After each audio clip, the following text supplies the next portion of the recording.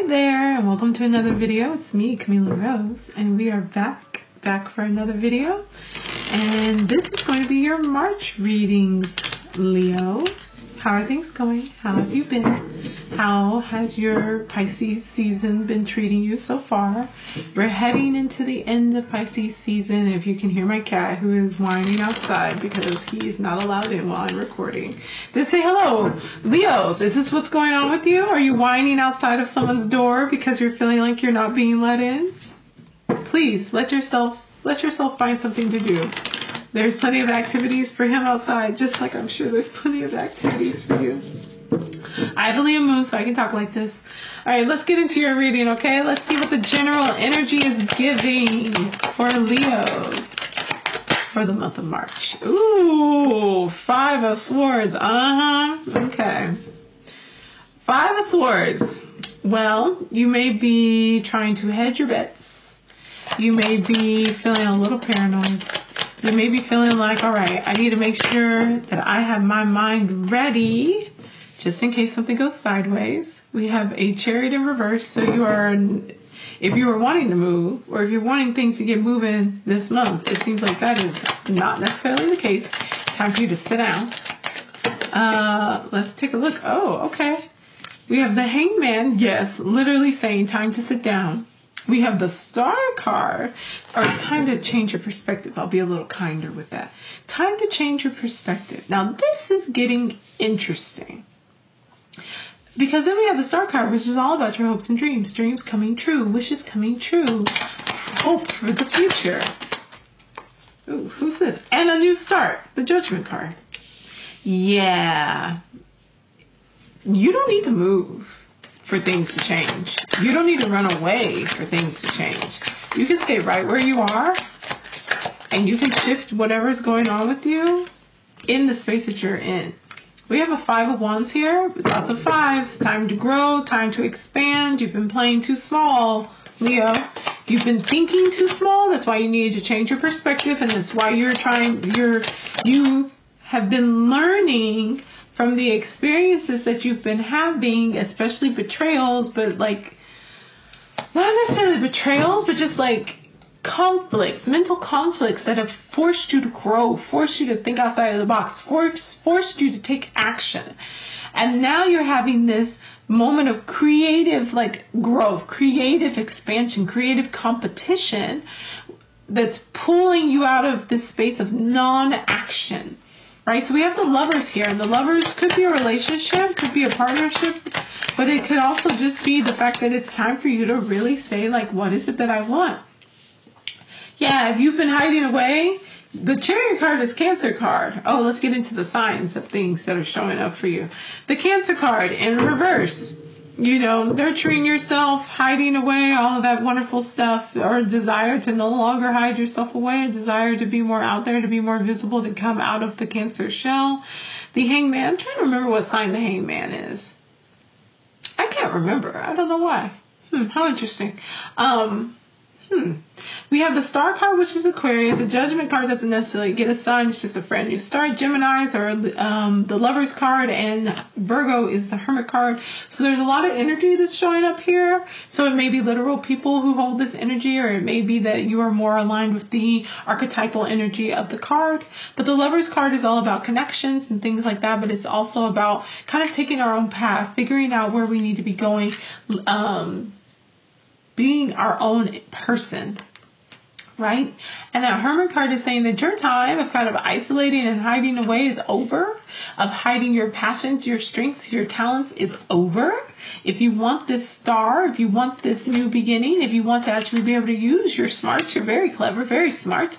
You've learned a lot from what you've seen, and you know how to now implement those very things that you've seen other people use to win into your own strategies. You know how to do that now. Time to actually put that into play, right? Temperance card, balancing out your heart and your mind. Temperance is also Sagittarius energy. Lots of people, lots of sign energy. But it's that balancing. It's that finding that balance between that internal desire, those external desires. The Wheel of Fortune, things turning in your favor, finding peace, happiness, stability within those passions, within that home space, within that room of growing together. So the home, you didn't need to move. The home comes together. It gets itself right. Queen of Cups, that balancing that out of that heart and that mind is crucial. It brings you to a place where you can practice better self-care, where you're taking more time to fill your cup, to balance your heart. And the end, leaving a mentally stressful situation. So there was something that was starting out that was causing you this stress, that was putting you in this space where you were mentally battling maybe yourself or others. It's giving kind of others. You don't need to run away from that. And I think that you took the stance of, I don't need to run away from this. I'm going to stick this out. I'm going to change how I'm viewing this, and I'm going to use this to propel me towards what it is I actually desire. And I think that's exactly the direction and the step you need to be taking. That is taking the five of swords and doing exactly what you should be doing. It is taking your swords and leaving. It is taking your swords and saying, let me put this into practice. Let me bring this back and use this wisdom to go further, to be clever now in how I approach things, to know that now I don't have to fight these battles anymore, because eventually you get to the 7 where it's like, I'll just take the weapons before they even start. I'll just take the things that could hinder my progress forward and my calming of my mind, my centering of my thoughts, and just get rid of them before it even happens. Cut out the distractions, right? You get to the Devil card, which is Capricorn, which can be unhealthy habits and attachments and things like that. But I've seen this Capricorn card coming out quite a bit, and it's been playing much more into this understanding or this idea of like the hard work and the attachments that have to go in that, the commitment that has to go into that, and how that can sometimes be throwing you off balance. But these cards are linked together. The 6 and the 15 fit 1 plus 5 is 6. They are right sitting on top of each other. And it is when we don't follow our path forward, when we don't take that chance to go and do our own thing, to leave the life. Who are you in this card? Are you the angel that's watching over, that has the wisdom? Are you the Eve that's taking the wisdom and like finding it through this lived experience? Are you Adam, who's being very practical? Like, who are you showing up as in this card? And then when we come down to the Devil, who are you in this card? In the Scorpio energy of, or this Capricorn energy of, enlightenment, Lucifer and enlightenment, the morning star. Are you the morning star? Are you Saturn, who understands that beauty and perfection comes through discipline? And taking that wisdom here and bringing it down here and realizing that right now I may need to be attaching myself to this idea or this work that has to be done to move forward, to get into this space? Or are you staying in an unhealthy environment because of whatever, So how are you showing up in these cards, and how is this playing out? We have the Queen of Wands, who is saying that you are feeling very much more confident, much more self-assured, much more protected.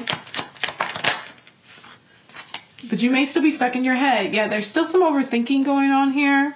It is a progression of that of that Swords energy again. But it's one of those things where it's like you need to look around you. You're doing too much in your head. You need to look around you.